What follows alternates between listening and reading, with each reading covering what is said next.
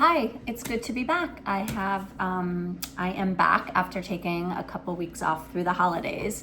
And this issue seems to be coming up a lot, both in my office and in my personal life with friends and acquaintances of people that I know. So I feel very compelled to talk about it today. And that is settling in relationships. So are you someone that maybe is in a relationship right now and you feel like you're settling? Or have you ever done this in your past? Perhaps you are a chronic settler, which means you're going from relationship to relationship, feeling like this person isn't really the right fit, yet you stay anyway. So the topic of discussion today is just that, settling. My name is Jennifer Spring, licensed marriage and family therapist in private practice in Southeastern Connecticut. And if you haven't already, please subscribe to my channel so that you can help me reach my goal. So settling is something that you do when you know something or someone isn't right for you. And it always amazes me that people are more likely to do this in their personal life than their professional life. In their professional life, if they're in a job or a career that they don't feel like suits them, if it's a job that's not paying enough, or if their coworkers aren't a good fit, or if the job is too far away and the commute is exhausting, or if they feel like there isn't job opportunity in this particular company, or if they just don't feel valued, people leave their jobs. As scary as that might be, they leave their job and get something that's better. When it comes to friendships, I don't see this very often, where people are likely to say in a friendship that doesn't suit them, they manage to pull away over time or just distance themselves over time, to not allow themselves to be in this relationship that doesn't really work for them. But in their personal lives, somebody's thriving in their career at work, or if you're a college student or a high schooler, you're doing great in school and as a student, or if you're an adult in your career, you're in a relationship that you know isn't the right one. I love working with men and women, and really people of all ages, from high school through like middle age, when somebody's divorced and trying to figure it out and looking for maybe the love of their life because they didn't marry that person, or they're just looking for their second love because the person they were married to was a really good fit. And so I love working with this because it bothers me a lot when people aren't reaching their full potential in anything. And this is something that's so easy when you work through it, to maneuver through, to get you to reach your full potential and to empower you to understand why you do the things that you do, and get you to a place where you can be truly happy and truly satisfied in the relationship that you're in. So I love when this works and somebody's really invested to understanding why they're in this relationship that they don't want to be in, and moving through that to getting out, and then ultimately holding out for the right one. It's such a beautiful transformation, and I always love to see people's growth and to see somebody, go from not really happy and not really satisfied to, being happy and satisfied. So if this is you, please pay close attention, take your notes, and consider the things that I'm saying. If you know somebody that's in this situation, please share it. And let's hope that after watching this will really resonate with you, and whatever relationship that you're in moving to get out will be the last relationship that you settle for. So step number one in working with these kinds of folks is that we've got to identify why you're staying. And generally it's about fear. So fear and anxiety are what keeps people in really bad places. Fear is the root of why people make really bad decisions, why people do things that they shouldn't do, and why they don't do what they should do. And fear is real, and it's powerful, and it's, well, fearful and scary.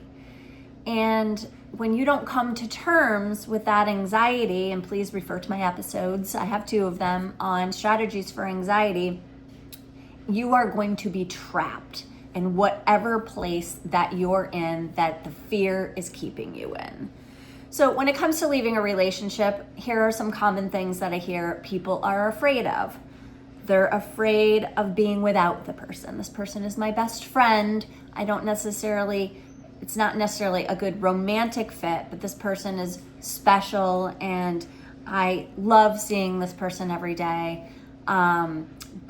And so I am afraid of being without this person. I'm afraid of divorce. If this is a relationship that you're in a marriage, divorce is really, really scary. I know, I'm divorced. It was the hardest thing I've ever done, the bravest thing I've ever done, and the scariest thing I've ever done.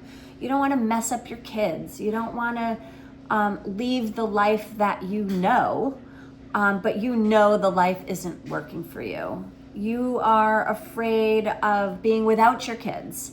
That if you're getting divorced, you're not going to see your kids 100% of the time. That's pretty much guaranteed. And that's really scary to think about. Some people are scared of being bored. Some people feel like they can't live in a house all by themselves. That's too scary. Some people rely on the financial security of the relationship. Maybe he's paying your bills if you're dating. Maybe he's providing for you. Maybe you don't want to leave the vacations and the nice dinners and all of the social life that you have together that you won't have by yourself. Maybe you're afraid of you won't find somebody better. I hear this one a lot. The relationship probably isn't bad. If you've made it this long in your relationship, it's not horrible, right? It's not, there's nothing profoundly terrible enough for you to have already left, but it's not good enough either. But you are afraid that you will not find somebody better. And I'm gonna get to that one later. And then lastly, I hear all the time that I'm just afraid of being alone. I'm gonna get to that one later as well. And all of those, being alone and not finding somebody better, or just the thought of somebody not finding somebody better, is really scary. So there's a lot of work that needs to be done around identifying what you're afraid of and working through the fear. And again, I provide a lot of toolbox, and I talk about some of them in my episode on strategies for anxiety. The second reason why people often stay involve boundaries. So boundaries in terms of what you're willing to allow and not allow in your life. Codependence usually falls in this category. So codependence is a phenomenon where you are not okay if your partner is not okay. You're only okay if your partner is okay. So you know that if you break up with this person, your partner is not going to be okay. He or she is going to be devastated, sad, shocked perhaps, or maybe not shocked if you've already have had this discussion many times, but they're still going to be shocked because even though you had the discussion many times, you still haven't pulled the trigger. Maybe they convince you that their life is going to be worse without you, that they can't survive without you, blah, blah, blah. And I say it like that, and I don't mean to sound insensitive, because I'm a very sensitive person and very empathetic. The work becomes about getting you to understand that it is not your responsibility to make this person happy. Just like it's not his or her responsibility to make you happy, it's yours. It's hers or his responsibility to make him or herself happy. And that's a notion that's really hard for people to break with and to really believe. Maybe you feel guilty. Maybe you are afraid that you're going to be hated by this person. That's a horrible boundary. So part of the work that needs to be done is understanding what codependence is and understanding, kind of picking apart and really kind of dissecting who this person was before you met them. Were they happy? Were they satisfied? Were they having success in their life overall? Chances are 100%.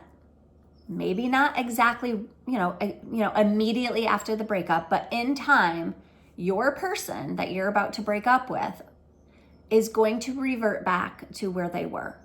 And that is okay. That person's going to be okay. They were okay before they met you. They're going to be okay after you are gone. It's a guarantee. Okay, but working through the guilt and understanding why you have so much guilt, why you have so much responsibility for thinking that it's up to you to make this person happy, is a big part of what I'm going to do with you.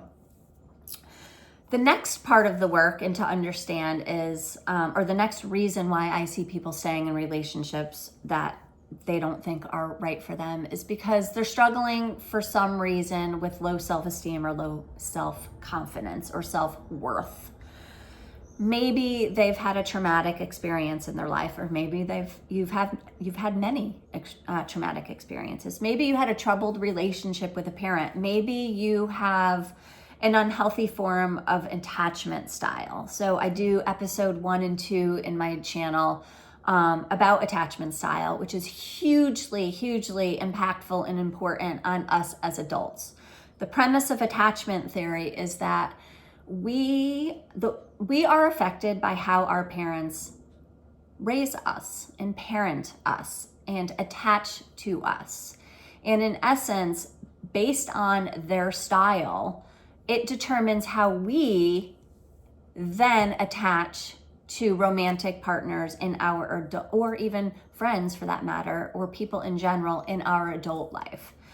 So there's 4 attachment styles, 1 being secure and 3 being insecure. So generally, if you have a secure attachment, you're probably not in a relationship where you feel like the person isn't the right one. Or if you are, it's an isolated incident, and the work with me is going to be really impactful and not as exhausting and as long of a process. Maybe for some reason you're just stuck in this particular relationship.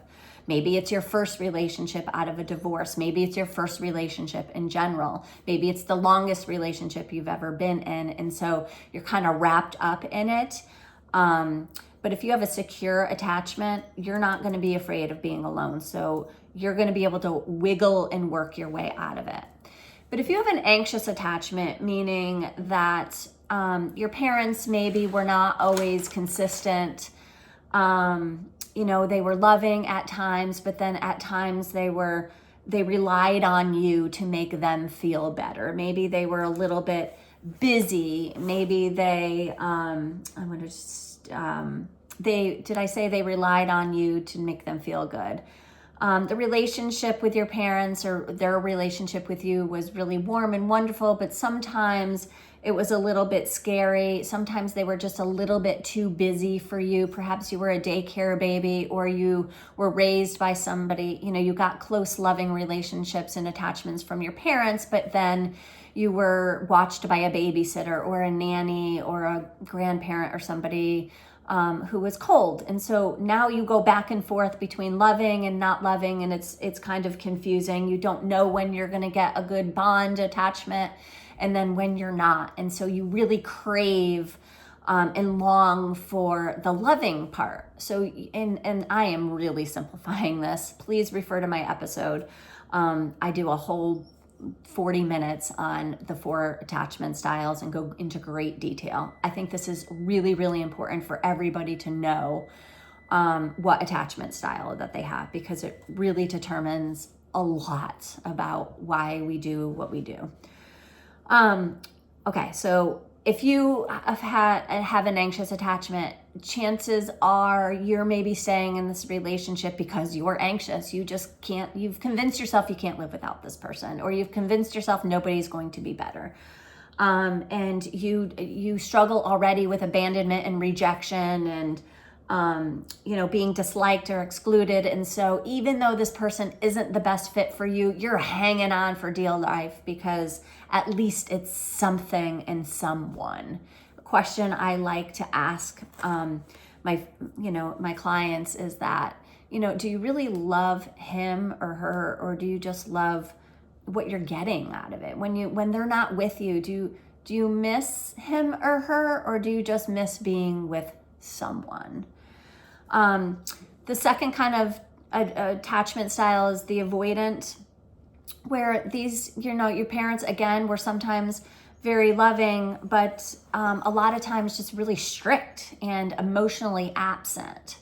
So, they pushed and encouraged you a lot to be really self-sufficient and independent and alone, and you had to do your own stuff and take care of you, maybe even take care of your siblings.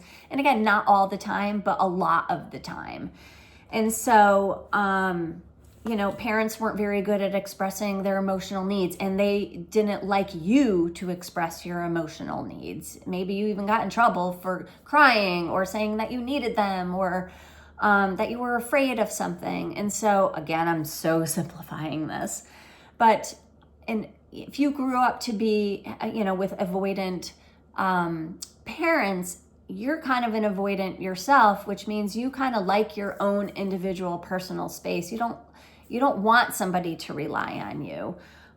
You keep people at an arm's length, and you kind of hide and suppress your own feelings. And so you're in this relationship because you just don't want the drama. You don't need the relationship to feel complete, but you don't really want to do the work that it's going to take to leave this person and go find somebody that's a better fit. You also struggle a little bit with abandonment. You feel maybe a little bit defective, or like something's wrong with you, because why couldn't my parents just not love me, because they did love you, but give me what I needed. Like my parents were always pushing me away.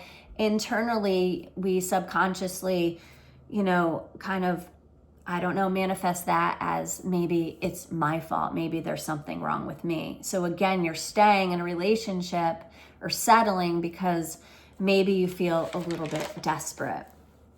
The third kind of unhealthy attachment is the disorganized, or also called fearful avoidant. This is when your parents were really, your household was chaotic. Maybe there was mental illness. Maybe there was drug or alcohol abuse. Maybe there was somebody lost a job and it was really chaos. And so your parents were maybe only sometimes emotionally available for you, but other times cold and distant, maybe not even home, maybe not there, maybe hungover and sick, and so definitely not there. Or maybe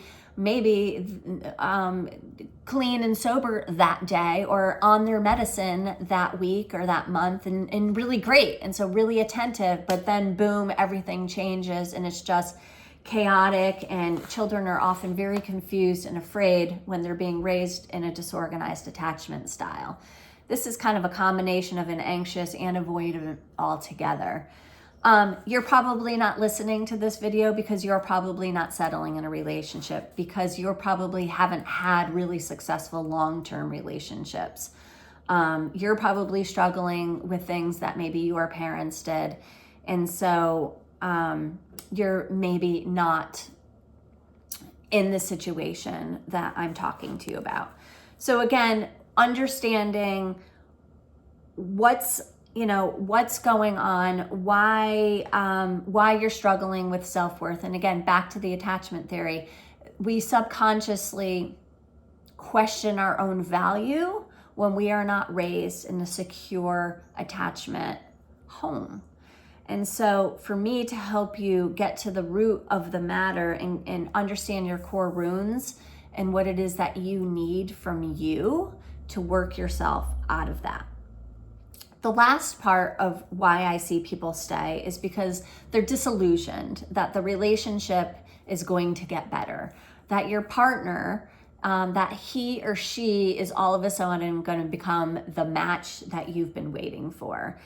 And I hate to be the bearer of bad news, but that's just doesn't happen. Okay, right? Generally, adults present themselves, everybody really, even if you're a teenager watching this video, your partner is who presents themselves as to who they are pretty quickly.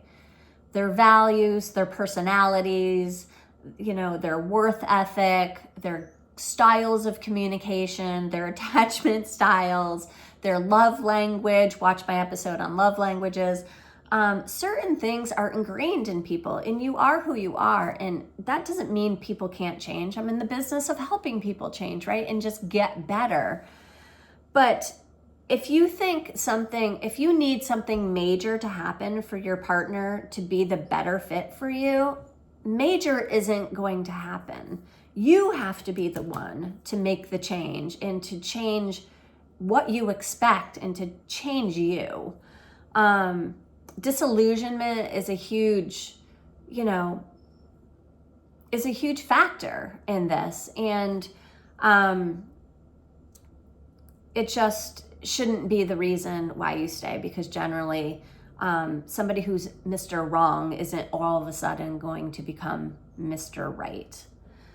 So that is a big part of the meaty part of the work that we do. And then we move on to the second step of this process. And that's realizing that if this is not your first relationship, the bond that you have with somebody is not just about the person. So what I mean is this: your first relationship, your first love, if you think back to it, was about the person, right? Was about the person. You were a teenager, you were a young adult. It didn't matter what they wanted to be in life, what their career was going to be. It didn't matter who their family was or who their friend group was or whether they were a good student or a bad student. You just loved that individual. And you guys came together for whatever, you were in the same space and time, probably. You were in the same school, you were in the same grade, you were in the same classes, you were in the same friend group, you went to the same college, you went to the same parties, you worked together, so you were in the same job. Something brought you together and you fell in love with each other and the person that they were. Well, anytime in an adult relationship, anytime after that, it is not just about the person, it is about the package. The person is important, obviously. There needs to be attraction and common interests and commonalities and similar values and similar communication styles, right? But so many other things need to align in order for this relationship to be successful. I always admire some of my couples that have been together for 20, 30 plus years, whether I know them personally or I know them in the context of my office. They're working on something else, not their marriage. Because part of the piece of the package is about luck. That we can't determine that, right? It just kind of happens for some people. But if you're seeking out a healthy relationship, I need you to consider the whole package of the person. Because when you marry somebody, or you remarry somebody, or you are divorced and dating and bringing this other person into your world and your children's lives, that whole package has better be there. And if it's not, you're going to become at some point unhappy and unsatisfied and perhaps stay and settle, which I don't want you to do. So step 2 becomes having a standard, knowing what your standards are, and holding out for your standards. So when I'm working with somebody, sorry, I have a text, and they were dealing with them settling in this relationship, and we get through the whole first part of step one, working through the fears, working through the low self-esteem or self-worth, wherever that came from, and we are now on to step two. And I asked them, so I'm going to make a list of everything you're looking for. What do you want? What are you looking for in a guy? What are you looking for in a girl? Give me the whole package. And they say to me, I don't know. Okay, this makes me laugh, like I literally laugh, because how do you not know? You know what doesn't work for you. Let's start with that. And then let's add what does work for you. So obviously you're not going to get 100% of exactly what you're looking for, but you better have 100% of the most important things to you. That package that I told you about, here's the person and here's everything else that they come with. Most of those things better be on your list of what you're looking for. And if they're not, it's not going to work. So the law of attraction is that you attract what you're looking for, what you manifest, what you think about, what you value, what's important, what you live, how you live. If you don't know what you're looking for, you're going to attract everyone. You don't want everyone. If you want a dating site and you have no idea what your standards are and holding yourself to those standards, you're going to go on 5 billion dates. And that is such a waste of time. You don't need to do that. You live up here. And I love doing this chart with people. It seems to be really, really, I don't know, it hits home and it helps people really envision what I'm talking about. You live up here. You're beautiful and smart and successful, and you have great friends and you have a great family and you're healthy and you're strong and you're just wonderful. Okay? If you don't have any standards, people are going to come in down here or up here or up here, but you're up here. You need to know what your standards are so you attract people who are also up here. Because what happens in a relationship, in all relationships, whether it's a romantic relationship, whether it's a relationship with your child or in your own home, whether it's a relationship with your coworkers or your friends or your parents or your siblings or whoever, if you live up here, the relationship is only as good as the least healthy person, as the least functioning person, which means you're up here alone, at work, with your friends, with your family, but in your relationship, this person cannot come up.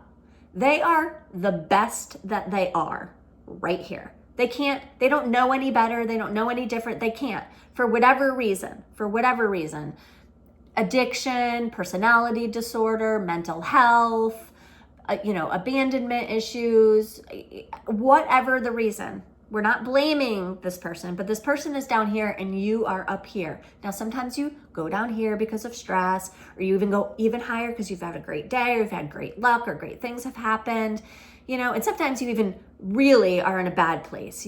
Things in life happen, but in general, you are up here. This person is not getting any higher than this, which means in a relationship, you are only as healthy as the least healthy person. You will live down here with this person and in this relationship. Now, let's say the same thing about this person may not have anything wrong with them, okay? This person you're dating or are married to, there's nothing wrong with them. They're wonderful, they're lovely, maybe they're successful too. Maybe they have a lot going for them. They have a lot of qualities and traits that are really wonderful, but they're just not the fit for you, okay? Your level of happiness, satisfaction is going to be down here because they're just not right for you. And keep in mind, relationships, we as humans we are energy, okay? Your energy is up here. If you're with somebody down here, they're literally sucking the life out of you. And let me tell you and remind you, you know this. Life is short. Life is short. Why are you wasting your time? Why are you getting your energy sucked out of you? Why are you in this relationship that you know isn't working? I like to talk to people about gut feelings because, we all heard of I had a gut feeling, I had a sense, I had intuition, I had a gut feeling. Well, gut feelings, some people are more intuitive than others, but everybody experiences a gut feeling, just like most people experience the other senses. You smell, you hear, you touch, you feel, okay? Those are real. When I smell roses, I really have roses in my face. When I hear a train coming, there's really a train. It's coming. When I feel, sand at my feet or my fingertips, there's really sand right there. When I see a rainbow, there's really a rainbow there. Okay? When you feel a gut feeling, it is real. Whatever you believe in, I believe in God. I believe that is God speaking to you right in your gut, in your heart, in your stomach, wherever it is, wherever that energy is, you need to listen. Because just like you experiencing those other senses, this is a sense that is communicating, and you need to pay attention to it. The last step that I like to talk to people about that really kind of hammers it all home is that if you're young, if you're a teenager, college kiddo, and you're in a relationship, I want you to consider, and this relationship isn't the right one for you, I want you to imagine and consider what your parents would say to you. Would your parents say to you, okay, I have a daughter in college and she knows I love her with all of my heart. All of you do, obviously, if you're a parent, but I want her to imagine calling me and hearing my advice. Do you think I would ever say to her, honey, he's okay. He's great. He's good. He's okay. And I really think you should stay with him. I would never say that. And she knows I would never say that. I want her to have the moon and the stars and everything. I want her to be successful in every area of her life. I'm not going to say that. I need her to consider what I'm going to say. If you are an adult and you have kids, I love this one. I want you to consider what you would say to them. Okay, here's an example. I have a guy, late 40s, successful, good looking, great relationships with his family and his children and friends. And he just, it looks like he has it all. Wonderful home, beautiful neighborhood. I mean, really, he's great.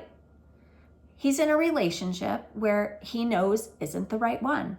She's lovely, she's kind, she's beautiful, she's successful. Again, back to how I started this episode, people tend to be very successful in their careers, and leave careers if it's not a good fit. Yet they are in relationships and they stay in relationships that they know aren't a good fit.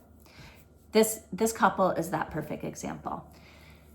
He knows she's not the best fit. She knows that he thinks she's not the best fit, okay? He has 2 teenage children. So I say, consider what you would say to your son. Would you ever say, son, you're dating this girl, she loves you, she adores you, she's lovely and wonderful and okay. You don't really love her. I mean, you love her, but you know she isn't the one for you, but she loves you so much. You should stay with her and settle in that relationship. You would never say that to your son. And then he also has a daughter. And so would you say, daughter, You are in this relationship with this man. You love him so much, and he's great. He doesn't really love you back. He loves you, but he's not in love with you. He doesn't see a future with you, yet he's staying with you anyway. And so, honey, I really want you to be with this guy that doesn't really want to be with you, that knows you're not really a good fit for him. You should absolutely stay with him.